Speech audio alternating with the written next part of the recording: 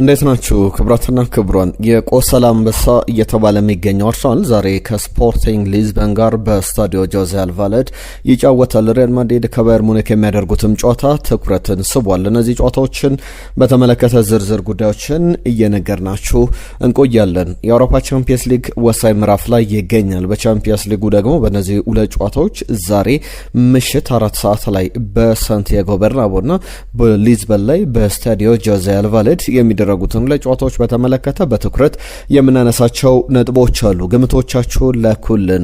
ሪያል ማድሪድ ከባየር ሙኒክ፣ አርሰናል ከስፖርቲንግ ሊዝበን የሚያደርጉት ጨዋታ አርሰናል ከሜዳው ውጪ የሚያደርገው፣ ባየር ሙኒክም ከሜዳው ውጪ ወደ ስፔን ወደ ማድሪድ ወደ ስፔን ዋና ከተማ አቅንቶ የሚያደርገው ጨዋታ አለው። በአውሮፓ ቻምፒየንስ ሊግ በእርግጥ ባርሰሎና ከአትሌቲኮ ማድሪድ፣ ፓሪስ ሰን ዠርማን ከሊቨርፑል ነገም የሚደረጉ ተጠባቂ ጨዋታዎች ናቸው። ዛሬ ስለ እነዚህ ጨዋታዎች ትኩረት አድርገን እናነሳለን። የአርሰናልና ሪያል ማድሪድ ጨዋታን በተመለከተ ጥቂት ነጥቦችን እናነሳለን። በቡድኖቹ ዙሪያ ስለ ቪክተር ዮኬሬሽ፣ ስለ አዲሱ የስፖርቲንግ ሊዝበን አጥቂ ሉዊስ ሱዋሬዝ ኮሎምቢያዊ 8 ዓመት አጥቂን ብዙ እየተባለበት ይገኛል። ከዛ ውጪ ግን ከነዚህ ክለቦች ጋር ውጪም በጉዳት ዜናዎች ስለ ጨዋታው አሳሳቢ ነገሮች የምናነሳቸው ነጥቦች ይኖራሉ። ማንቸስተር ዩናይትድ ቤት ደግሞ በዝውውር ዜና አንድ ቻርልስ የተባለ ተጫዋች ለማስፈረም ፍላጎት አለው ተብሏል። የማንቸስተር ሲቲ አካዳሚ ውጤት ነው። 20 ሚሊዮን ፓውንድ እየተገመተ ይገኛል። ገና በጣም ወጣት የሚባል ተጫዋች ነውና ጥሩ ግልጋሎት ይሰጣል ተብሎ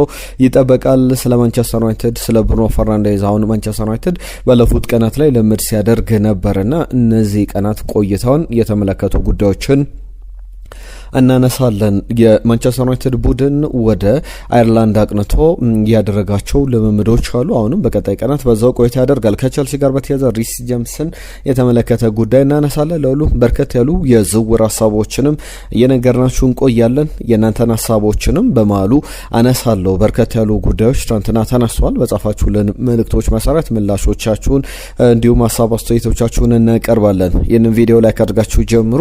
ሰብስክራይብ፣ ሼር በማድረግ ቤስት ስፖርት ኢትዮጵያን አበረታቱ። አጋርነታችሁን ቤተሰብነታችሁን አሳዩን። በቀጥታ ወደ ጉዳዮቻችን እናልፋለን። ግምቶቻችሁን ላኩልን። የአርሰናልና የስፖርቲንግ ሊዝበን የማድሪድና የባየር ሙኒክ ጨዋታን ግምቶች እንጠብቃለን ከናንተ። አርሰናል ዛሬ ምሽት 4 ሰዓት ላይ ወሳኙ ጨዋታ ያከናውናል። የቆሰላ አንበሳ እየተባለ ይገኛል። በተለይ ባለፉት ሁለት የ180 ደቂቃ ቆይታዎቹ በካራባኦ ካፕና በኤፍኤ ካፕ ከኤፍኤ ካፕ ከውድድሩ ውጪ በካራባኦ ካፕ ደግሞ ዋንጫውን ያጣበት በፍጻሜ የነበረው መርሃ ግብር ይጠበቃል።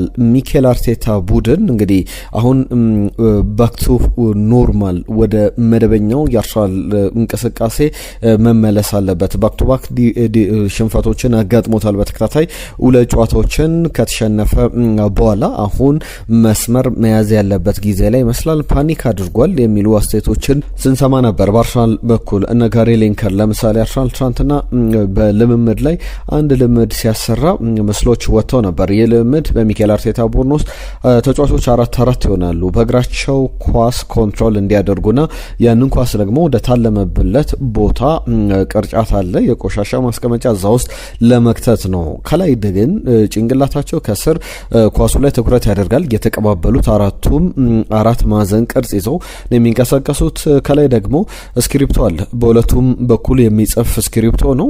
ይህንን ስክሪፕቶ ደግሞ በአንድ በጠቋሚ ጣታቸው አንዳቸው ሁለቱም ይቆጣጠሩታል ማለት ነው። ከዛ በኋላ የአራት ሰው እንግዲህ እንደ አንድ ቡድን የሚንቀሳቀሱበት ፎከስ ለማድረግ ትኩረታቸውን እንዴት ለመመለስ እየተሰራበት ነው ተብሎ አስተያየት ሲሰጥ ነበር። በዚህ ጉዳይ ላይ አንዳንድ ሰዎች ከተመለከቱት በኋላ ምን ያክል አርሰናል ፓኒክ እንዳደረገ በዚህ ወቅት ላይ ደግሞ ፓኒክ ማድረግ ያለበት ወቅት እንዳልሆነ የሚያሳይ ነው። ልምዱም ያንን ይገልጻል። በማንቸስተር ሲቲ በካራባኦ ካፕ በሳውዛምፕተን በዚህ በኤፍኤ ካፕ የኳርተር ፋይናል የደረሰበት ሽንፈት በጣም የሚያነጋግረው ነው ነበር። ሚኬል አርቴታ ግን ከመቼውም ጊዜ በላይ ረሀብተኛ ነን፣ አሁን ስኬቱን ለማምጣት በጣም ከመቼውም ጊዜ በላይ ረሀብተኛ ነን፣ አንግሪየር ዘን ኤቨር የሚል አስተያየቱን ሰጥቷል። ባለፉት ሁለት ሽንፈቶች ከዛ በተጨማሪ ሌሎች የሚያሳስቡ ነገሮች ቢኖሩም ስለ አርሰናል የሚሰጡ አስተያየቶች ያን ያክል ህመሙ መጥፎ ስሜት ከዛው ተጨማሪም እንደዚህ አይነት ስሜቶች ውስጥ ደግሞ ለመውጣት ኢምፕሩቭ ማድረግ መሻሻል እንዳለብን የሚያሳዩ ነገሮች አሉ ብሏል። ምን እንደተፈጠረ በማንቸስተር ሲቲና በሳውዛምፕተን ጨዋታ ላይ ግልጽ ነው። ስለዚህ ምክንያቱ ይታወቃል። ነገሮችን ለመመለስ የሚደረግበት ርቀት ይጠበቃልና ራሳችን እንግዲህ በጥንካሬ መንገዳችን ላይ የተሸነፍንበት ወይም ደግሞ የተቀጣንበት ነበር ብሏልና ያንን ደግሞ እስከዛሬ በተጓዝንበት መንገድ ለመጓዝ ያንን መልሰን ማግኘት ይኖርብናል የሚል አስተያየቱን ሰጥቷል። ቡካዮ ሳካ፣ ጁሪን ቲምበር ከዚህ ጨዋታው ውጪ ናቸው። ከዛ ውጪ ግን ዴክላን ራይስ፣ ሊያንድሮ ትሮሳርድ፣ ገብርኤል ማጋሌሽ ጨዋታው ላይ ዝግጁ ናቸው ተብሏል። በተለይ ልምድ መስራታቸውን አሰልጣኝ ሚኬል አርቴታ አረጋግጧል። ይሰለፉ አይሰለፉ የአሰልጣኝ ሚኬል አርቴታ የመጨረሻ ውሳኔ ነው። ሊዝበን ላይ ጨዋታው ይጠበቃል። ቪክተር ዮኬሬሽ ደግሞ በሊዝበንም በአርሰናልም ቤት የሚታወቅ አይነት ስም ነው።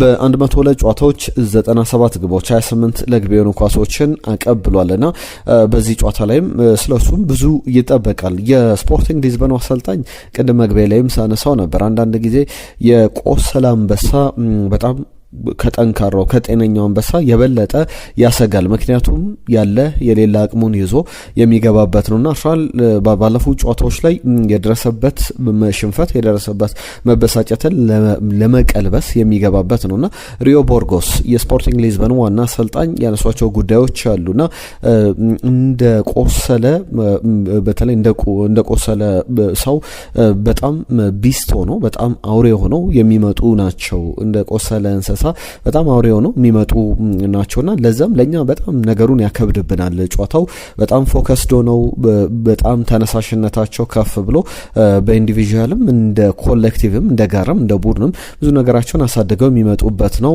የሚል አስተያየቱን ሲሰጥ ነበርና እውነቱን ለመናገር እንደማስበው ከሆነ ለኛ በጣም ከባድ ጊዜ ላይ ያለ ይመስላል ነገሩ ይላል። ባለፉት ሁለት ጨዋታዎች ላይ ከነበራቸው የአርሰናል ውጤት አንጻር ነገር ግን በጣም ሞቲቬትድ ነን የትኛውንም ቡድን ለማሸነፍ ተዘጋጅተን እንቀርባለን ብሏል። 28 ዓመቱ ላይ የሚገኘው ኮሎምቢያዊውን ተጫዋች ሳነሳ ነበር። ሉዊስ ሱዋሬዝ 33 ግቦችን አስቆጥሯል። 7 ለግብ የሆኑ ኳሶችን አቀብሏል። 40 የግብ ተሳትፎ አለው። በያዝነው የውድድር ዘመን በ19 ሚሊዮን ፓውንድ ካልሜሪያን ያስፈረሙት ቪክተር ዮኬሬሽን በ70 ሚሊዮን ዩሮ ከሸጡ በኋላ ይህንን ተጫዋች ኮሎምቢያውን የ28 ዓመት አጥቂ ሲያስፈርሙ በጣም ብዙ ነገሮች ተቀይሮ ነበር። የትኛውንም ቡድን ሪስፔክት እናደርጋለን፣ ለአርሰናልም ጨዋታ በጣም ለማሸነፍ ዝግጁ ነን የሚል አስተያየቱን ሰጥቷል። ቪክተር ዮኬሬሽ የስፖርቲንግ ሊዝበንን የቅርብ ዓመታት ዲፋይን ያደረገ በጣም የቀየረ አይነት ተጫዋች ነው። አሁን እሱ የቀድሞ ቡድኑን የሚገጥምበት ወሳኝ መርሃ ግብር ደግሞ ይጠበቃል። አርሰናል 53.1 በመቶ ጨዋታውን የማሸነፍ ቅድሚያ ግምት አግኝቷል። ስፖርቲንግ ሊዝበን ባለፉት 7 ጨዋታዎች ከአርሰናል ጋር አንድም ጨዋታ አላሸነፈም። 3ቱን ተሸንፏል፣ በአራቱ አቻ ወጥቷል። 5-1 በሆነ ውጤት ባለፈው የቻምፒየንስ ሊግ ውድድር ላይ ተገናኝተው ነበር። አርሰናል በሊግ ፌዝ ላይ ስፖርቲንግ ሊዝበንን 5-1 በሆነ ውጤት አሸንፎ እንደነበረ ይታወቃል። ቪክተር ዮኬሬሽ አርሰናል ላይ ያስቆጠረ ተጫዋች ነበረ ባለፈው። ከዚህ በተጨማሪም ደግሞ አሁን በስፖርቲንግ ሊዝበን ላይ ግብ የሚያስቆጥር ከሆነ በአርሰናል መለያ የመጀመሪያው ተጫዋች ይሆናል። ለሁለቱም ቡድኖች በተቃራኒ ግብ ያስቆጠረ ሚኬል አርቴታ እንግዲህ ይህንን ጨዋታ በደንብ ለማሸነፍ የተዘጋጀም ይመስላል። ከጥቂት ሳምንታት በፊት ብዙ ሲባልለት የነበረው አርሰናል ቡድን አሁን ብዙ እየተባለበት ይገኛል። በቻምፒየንስ ሊግ ላይ የኦፕታ ሱፐር ኮምፒውተሮች ግምት አርሰናል 27.7 በመቶ ቻምፒየንስ ሊጉን የማሸነፍ ቅድሚያ ግምት አግኝቷል። 77.7 በመቶ ደግሞ ኳርተር ፋይናሉን ወይም የመጨረሻ 4 ቡድኖችን የሚቀላቀልበት ኳርተር ፋይናሉን አልፎ ሰሚ ፋይናልን የሚቀላቀልበት እድል አለና አብዛኛው ቅድሚያ ግምት ለአርሰናል የተሰጠ ነው። ነገር ግን ቦዶ ግሊምት 3-0 አሸንፎት ከዛ በኋላ ቦዶ ግሊምትን 5-0 በመልሱ ጨዋታ ጆዜ አልቫሌድ ላይ አሸንፎ ወደ ቀጣዩ ዙር ያለፈበት ጉዞ ለስፖርቲንግ ሊዝበን ትልቅ መነሳሽ ይሆናል ተብሎ ይጠበቃል። አርሰናል በመከላከል ረገድ በእርግጥ ሉዊስ ሱዋሬዝን ቢዝም ስፖርቲንግ ሊዝበን በቀላሉ ግቦች የሚቆጠሩበት ክራክ የሚደረግ አይነት ቡድን እንዳልሆነ በተደጋጋሚ ያሳይቷልና በአውሮፓ ቻምፒየንስ ሊግ ላይ ይህንን መመልከት ይቻላል። ለምሳሌ በዚህ በቻምፒየንስ ሊግ ላይ በኮንሲድ በማድረግ ጥቂት ግቦች ግቦችን 0.5 ግቦች የተቆጠሩበት ነው። ከዛ በተጨማሪም በኤክስፔክትድ ጎል አጌንስት ወይም ደግሞ አርሰናል በተፈጠረበት የተሻሉ ንጹህ የግብ ዕድሎች ስንመለከተው 0.75 በመቶ ነው። ሾት ኦን ታርጌት ፌስ ያደረገው 2.7 ነውና ብዙ እድሎቹ ጠባብ ነው እየተባለ ይገኛል። ሁሉም ግምታችሁን ላኩልን። አርሰናል ከስፖርቲንግ ሊዝበን ስለስንት ይጠናቀቃል እንጠብቃለን መልእክቶቻችሁን። ሪያል ማድሪድ ከባየር ሙኒክ የሚደረገው ጨዋታ ብዙ ሊባልበት ይችላል። 42.7 በመቶ ባየር ሙኒክ የማሸነፍ ቅድሚያ ግምት አግኝቷል። 33.2 በመቶ ደግሞ ለሪያል ማድሪድ። ከዚህ በፊት በነበረው የሪያል ማድሪድና የማንቸስተር ሲቲ ጨዋታ ላይ ማንቸስተር ሲቲ በቤርናባው ከ50 በመቶ ድርሻ የማሸነፍ ቅድሚያ ግምት ተሰጥቶት ነበር። ነገር ግን ሪያል ማድሪድ ፍጹም የበላይነት ነበረው በሁለቱም የደርሶ መልስ ጨዋታዎች ላይና ይህም እንደ ግምት እንደ ኦፕታ ሱፐር ኮምፒውተሮች ግምትም ባይሆን ሪያል ማድሪድ ቀላል ተጋጣሚ አይሆንም። አንደኛ በላሊጋው ላይ የቀረው ድል በጣም ጠባብ ነው። የቀሩ መርሃ ግብሮች ጥቂት ናቸው። 8 ጨዋታዎች ናቸው። በ8 ጨዋታዎች የ7 ነጥብ ልዩነቱን አካክሶ ወደ ዋንጫ ይገሰግሳል።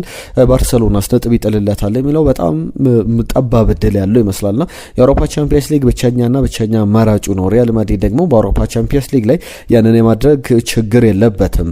ከሪያል ማድሪድ ጋር በተያዘ 22ኛ አፒራንሱ ነው በዚህ በኳርተር ፋይናል ላይ ወይም በሩብ ፍጻሜው ላይ። ባየር ሙኒክን ስንመለከት ደግሞ 24ኛ በኳርተር ፋይናል ላይ ብዙ ጊዜ የተገኙት ቡድኖች ናቸው። በእርግጥ በቻምፒየንስ ሊግ ላይ 28 ጊዜ እርስ በርስ ተገናኝተዋል። ባለፉት ቅርብ ጨዋታዎች ላይ ግን በጣም ፍጹም የበላይነት ያለው ሪያል ማድሪድ ነው። እናነሷለን። ሃሪ ኬን በዚህ ጨዋታ ላይ ይሰለፋል አይሰለፍም በጣም ትልቁ ጥያቄ ነውና የአልቫሮ አርቤሎዋ ቡድን በዚህ ጨዋታ ላይ የበለጠ ጠንካራውን ቡድን ይዞ ይቀርባል። በአግሪጌት ባለፈው ሪያል ማድሪድ ማንቸስተር ሲቲና 5-1 በሆነ ውጤት በ16ቱ ጥሎ ማለፍ ውስጥ አሸንፎ ኳርተር ፋይናሉን ሲቀላቀል ተመልክተናል። የቪንሶን ኮምፓኒ ቡድን በዚህ ጨዋታ ላይ ምን ያክል ተዘጋጅቶ ለጨዋታው ይመጣል የሚለው ይጠበቃል። የአልቬሮዋ ቡድንን በተመለከተ የሚነሱ ጉዳዮች አሉ። 4 ተከታታይ የዚህ የጥሎ ማለፍ ጨዋታዎችን አሸንፏል። 5ኛ ጨዋታውን ማሸነፍ የሚችል ከሆነ ከአንዜ ፍሊክ ጋር ፍሊክ በባየር ሙኒክ በባርሰሎና ሰው በባየር ሙኒክ 2019-20 ላይ 5 ጨዋታዎችን በዚህ በጥሎ ማለፍ ጨዋታዎች ላይ አሸንፏል። በተከታታይ የመጀመሪያ 5 ጨዋታዎች ሉዊስ ኤንሪኬም 2014-15 በባርሰሎና ያንን አድርጓልና ከነዚህ አሰልጣኞች ጋር መቀላቀል ይችላል። በቪንሶን ኮምፓኒ ቡድን በኩል የሲዝኑ ፌቨራይት ከሚባሉ ቡድኖች መካከል ነው። ግን በማስቆጠር ረገድ የሚገርም ጉዞ አለው።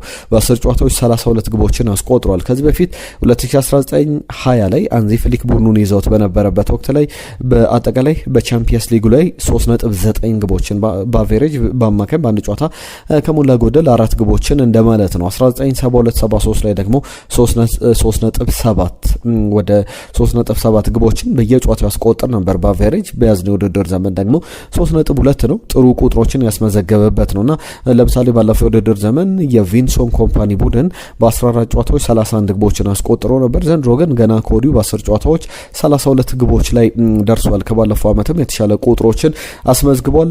ሪያል ማድሪድ እና የሁለቱ ቡድኖች ግንኙነትን በደንብ ስናነሳ ነበር። 24 ጊዜ ባየር ሙኒክ በኳርተር ፋይናሉ ላይ ተገኝቷል። ብዙ ጊዜ የተገኘው ቡድን ነው። ሪያል ማድሪድ ደግሞ 22 ጊዜ። ነገር ግን እነዚህ ቡድኖችን ስንመለከት ሪያል ማድሪድ ብዙ ጊዜ ወደ ቀጣዩ ዙር በማለፍ ልምድ ያለው ቡድን ነው። ከ22ቱ በ17ቱ አልፏል። ባየር ሙኒክ ደግሞ ከ24ቱ በ10ሩ ብቻ ነው ወደ ሰሚ ፋይናል ወደ ግማሽ ፍጻሜ የተቀላቀለው። ሁለቱ ቡድኖች በአውሮፓ ቻምፒየንስ ሊግ ላይ በጣም ብዙ ድሎችን ያስመዘገቡ ናቸው። 309 እና 248 ሪያል ማድሪድ 309 ባየር ሙኒክ 248 ብዙ ቁጥሮችን ማንሳት ይቻላል። ከሁለቱ ቡድኖች ጋር በተያያዘ ቲቦ ኮርቷ፣ ዳኒ ሴባዮስ አይነት ተጫዋቾች፣ ፎርላን ሙንዲም በዚህ ጨዋታ ላይ የማይኖሩ ተጫዋቾች ናቸው። ሃሪ ኬን ባለፈው ፍራይቡርግን በአስገራሚ ተአምር ባሸነፉበት ጨዋታ ላይ በቡንደስሊጋው ከጨዋታው ውጪ እንደነበረ ይታወቃል። አሁን ግን በዚህ ጨዋታ ላይ የበለጠ የመሰለፍ ዕድል ሊኖረው ይችላል። ወደ ማድሪድ ከተጓዘው የባየር ሙኒክ ስብስብ ጋር ተካቷል። የእንግሊዝ ብሔራዊ ቡድን ጨዋታ የፍራይቡርግም የቡንደስሊጋው የሙኒክ ጨዋታ አልፈውት እንደነበረ ይታወቃል። በቅርብ ጨዋታዎች ላይ ባየር ሙኒክ ፍጹም የበላይነት በሪያል ማድሪድ ተወስዶበታል። በተለይ ደግሞ ማሸነፍ ያልቻለባቸው ጉዞዎች የሚጠቀሱ ናቸው። በዚህ በቅርብ ጊዜያት ላይ ባየር ሙኒክ ያደረጋቸውን 9 ጨዋታዎች ምንም አይነት ድሎችን በቅርብ ጨዋታዎች ላይ በተለይ ደግሞ በሪያል ማድሪድ በኩል ፍጹም የበላይነትን ያለበት ነው። አንዳንዶቹ ጨዋታዎች ለምሳሌ ላንሳላችሁ። በቅርብ ጊዜያት ላይ 2023-24 ላይ ሪያል ማድሪድ በደርሶ መልስ 2-1 በሆነ ውጤት ያሸነፈበት እና የመጀመሪያውን ጨዋታ ደግሞ በአሊያንዝ አሬና 2-2 ከተጠናቀቀ በኋላ የመልሱን ጨዋታ ቤርናባው ላይ 2-1 አሸንፎ በእነዚህ ሁለት ጨዋታዎች ላይ አላሸነፈም ነበረ። ባለፉት ቅርብ ጨዋታዎች ላይ ከአምስቱ 3ቱን አሸንፏል ሪያል ማድሪድ። ባየር ሙኒክ አንድም ጨዋታ አላሸነፈው፣ ሁለቱ ባቻ ውጤት የተጠናቀቀ ነው። ግምቶቻችሁን ላኩልን። ለሁሉም እነዚህ የቻምፒየንስ ሊግ ጨዋታዎችን የተመለከተው ጉዳዮች ናቸው። ከአርሰናል ጋር በተያያዘ በሲዝኑ 5 ጨዋታዎችን ተሸንፏል። ሳውዝሃምፕተን፣ ማንቸስተር ሲቲ፣ ማንቸስተር ዩናይትድ፣ አስቶን ቪላ እና ሊቨርፑል።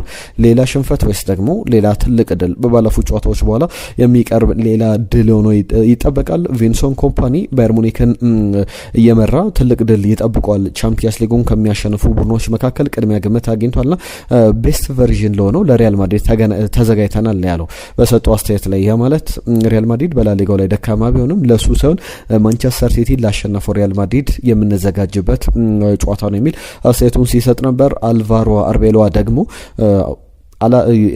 ስለማሸነፍ አይደለም የምናስበው የአንደኛው ሴናሪዮ ብቸኛው አማራጭ ባየር ሙኒክን ማሸነፍ ብቻ ነው የሚል አስተያየቱን ሰጥቷል። ሁሉም እነዚህ ከጨዋታዎቹ ጋር በተያያዘ የሚነሱ ሀሳቦች ናቸው። ማንቸስተር ዩናይትድን የተመለከቱ ጉዳዮችን ላንሳ። በተከታይነት ማንቸስተር ዩናይትድን፣ ቸልሲን የተመለከቱ ጉዳዮችን አነሳለሁ። እናንተን ሀሳብ አስተያየቶችም ደግሞ ላኩልን። አንድ ሁለት ጉዳዮችን ላንሳ ከመጡልን መልእክቶች መካከል በኃይሉ ጌታቸው የኬቨን ደብሬነ ናፍቆት ሳይለቀኝ አሁን ደግሞ በርናንዶ ሲልቫ ከማንቸስተር ሲቲ ሊለቅ መሆኑ በጣም ይከብዳል ብለዋል።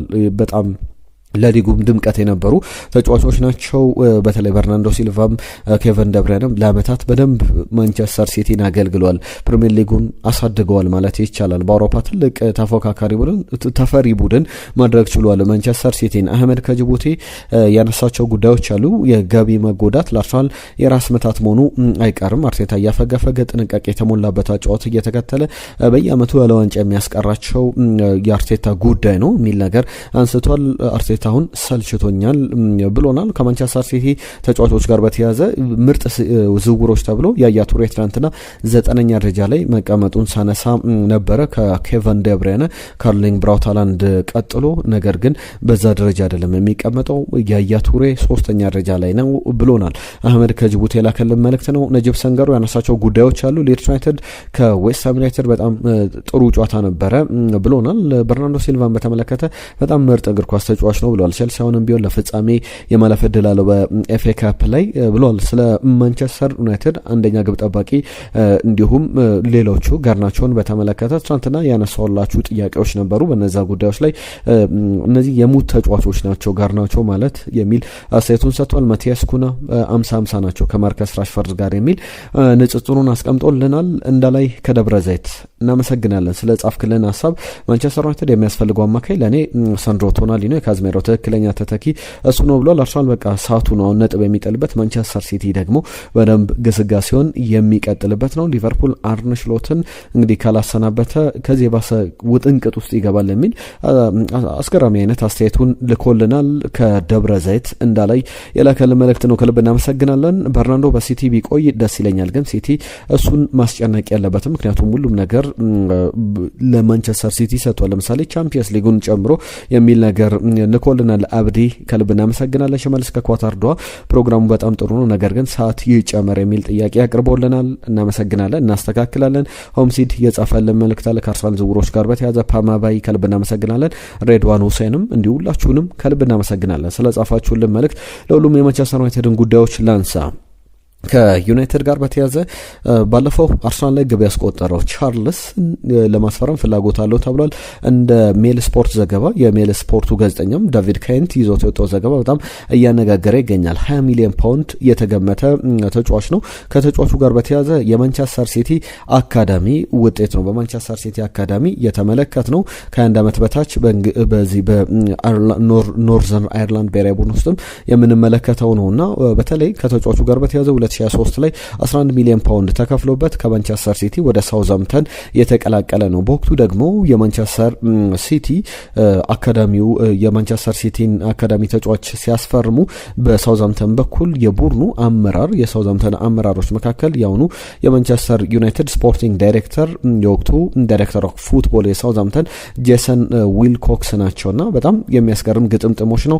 ሮሜዮ ላቪያን ለመተካት ነበረ ማንቸስተር ሲቲን ለቆ ሳውዛምተንን የተቀላቀለው። በወቅቱ ሮሜዮ ላቪያ ወደ ቸልሲ በተዘዋወረበት ወቅት ላይ አሁን የማንቸስተር ዩናይትድ ፍላጎት እየታየ ይገኛል። ቻርልስ እንግዲህ በሼፊልድ ዩናይትድ በውሰቱል ከቆየ በኋላ በፕሪሚየር ሊግ ለማደግ በሚፋለመው ሳውዛምተን ውስጥ ጥሩ ግልጋሎት እየሰጠ ይገኛል። ባለፈው አርሰናልን ሳውዛምተን ሲያሸነፍ የማሸነፊያ ግቡን አስቆጥሮ እንደነበረ ተመልክተናል። ከዩናይትድ ጋር በተያያዘ ትናንትና የተመለከትናቸው ሰፊ ዘገባዎች አሉ።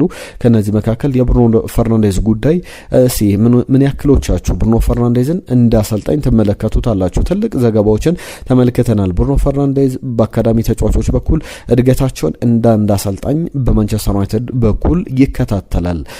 እንደ አንድ ቢዝነሱ የግል ጉዳዩ አድርጎ ለምሳሌ በካሪንግተን በሚንቀሳቀስበት ጊዜ ላይ ኮሪደሮች ላይ ወደ አንድ ቦታው እንቅስቃሴ በሚያደርግበት ሰዓት ላይ ልምድ ሰዓቶች ላይ በዛ በተገኘበት ሰዓት ላይ ወጣት ተጫዋቾችን ሲያገኝ ቁጭ ብሎ ያናግራቸዋል።